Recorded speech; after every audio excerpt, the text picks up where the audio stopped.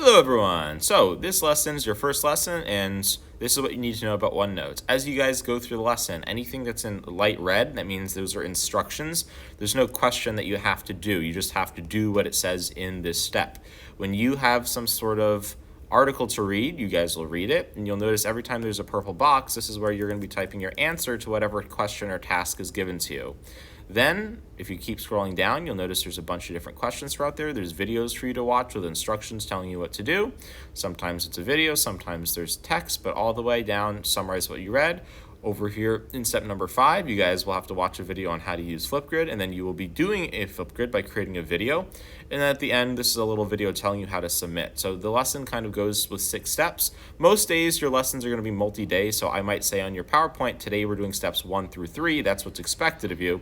So 1, 2, and 3 will be the steps you're expected that day. Then the next day, we're starting with 4, 5, and 6. So I'll be telling you every day what steps are expected of you. As for how to do this lesson over here, one important thing to do is that when you are reading or when you are watching a video, one of the most important things we're going to be learning how to do in computer app life is ask questions. And what I mean by that is we don't accept what we don't know. We're trying to figure out what we don't know. So as we read over here, something like Erwin Ebbinghaus was a German psychologist who founded the experimental psychology of memory. If you read that sentence and move on without understanding something, truly understanding it, then that is something that is bad for you. So what I'm going to be teaching you is how to deconstruct a sentence over here to understand it. So German psychologist. If you don't know what a psychologist is, what you're going to do is you're going to go off to the side and write, what is a psychologist? And then instead of moving on, you're going to go split screen with Safari, and then you're going to go look up, what is a psychologist? Let me fix that. What is a psychologist? And then go read about it. So a psychologist is a person who studies normal and abnormal mental states, perceptual, cognitive, emotional. So if you read that and you don't know what some of those words mean, you're going to then go back to the side over here, and whatever word you don't understand, you're going to ask that question too. So what is perceptual? What is cognitive? What is social processes? So whatever questions you might have, you're going to then dig into that question, where you're going to keep this tab open a new tab and say, what is perceptual? And as soon as you understand it, then you're going to move on to the next. So relating to the ability to interpret or become aware of something through senses. Okay, so it has to do with senses. So I might make a note to myself, this has to do with senses. And then I'm going to go on to my next question, open another tab. What is cognitive? And then ask this over here and say, okay, relating to cognition, the process involved in reading. Okay, so it has to do with understanding and relating to reading. If that doesn't make sense to me, I'm going to dig into another definition to try and understand more. So concerned with the act of processing, knowing, perceiving.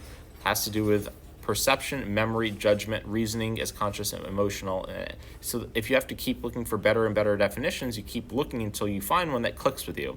So based on being reduced to factual knowledge, relating to being involved in conscious intellectual activities such as thinking, reasoning, and remembering. Okay, so it has to do with, so I can say over here, thinking, reasoning, remembering.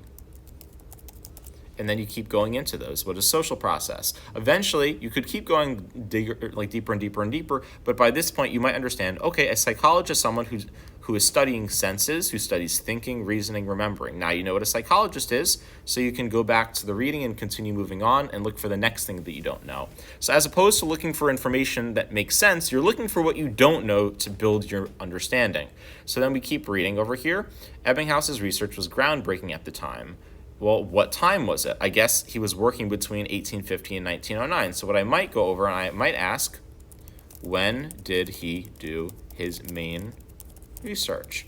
So then over here, I'm going to go back to Google and I'm going to go look up, when did Erwin Ebbinghaus do his main research? And the more you ask these questions, the more you're constructing your knowledge. So 1885, okay. So it wasn't that it happened in 1850. He was just a little baby then. So I guess his main research was done. Maybe you make a bullet point over here so you can go hit that. And you could say, okay, 1885. So how long ago was that? So you can kind of contextualize that. And if you want to learn more and you need more information, you can see where he was studying. So that helps you learn more about him, of who he was.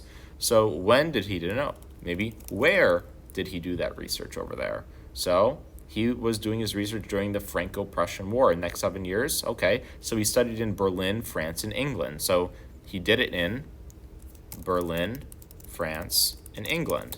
So is any of this information relating to what you're actually learning right now? Yes and no. Knowing that he studied in Berlin, France, and England may not help you understand the forgetting curve, but if you've ever been to England, France, Berlin, if you've ever studied about something in 1885, it's going to help you connect what you know to what this is reading about. So basically, if you're reading about something and you don't understand why you're learning it, but you have context points that you research, it's going to help you remember it. So asking all of these questions over here are critical during my lessons off to the side, so that when you're reading something, you understand more information behind what's going on, and that's going to help you not forget it. And this lesson is about mastering your memory to teach you how to not forget. So make sure as you read, you ask tons of questions, you stop what you're doing, you go off, you split screen, and you go look up that information, then you go back to reading. It is an engaging way to read that will make you feel like you're in charge of the reading, as opposed to getting burned out reading stuff that doesn't click. Those questions are your roadmap to never forgetting what you're doing, and you're going to learn more about that in this video over here. But make sure that as you watch this video, pause the video, ask questions off to the side. As you read this, pause, ask questions, then go look them up. And you're going to do that throughout the lesson.